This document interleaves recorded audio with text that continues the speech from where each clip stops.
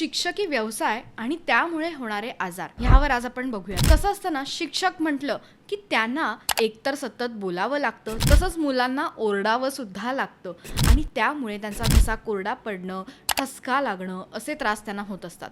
तसंच त्यांचं long standing सुद्धा होत असतं. त्यामुळे त्यांना इन फ्युचरमध्ये व्हेरिकोज वेन सारखे त्रास होणं, कंबर दुखणं, पोटऱ्यांमध्ये गोळे येणं असे त्रास सुद्धा होत असतात. तर ह्यासाठी ते घरगुती उपाय काय करू शकतात, ज्यामुळे त्यांना त्यांच्या व्यवसायामुळे होणारे जे काही आजार आहेत ते त्यांना होणार नाहीत. तर त्यासाठी ते त्यांची जी वॉटर बॉटल असेल त्यामध्ये थोडंसं ज्येष्ठमधाची पावडर घालून ते घेऊ शकतात. गरम पाण्याच्या गुळण्या त्यांनी रेग्युलर करायच्या आहेत. तसंच फळ्यावर लिहिताना काहींना चॉकचा यूज होत असतो आणि त्यामुळे सुद्धा त्यांना ॲलर्जी त्याची होत असते आणि त्यामुळे सतत सर्दी खोकला होणं हा त्रास पण असतो. पण हे त्यांनी काळजी घेणं गरजेचंच आहे.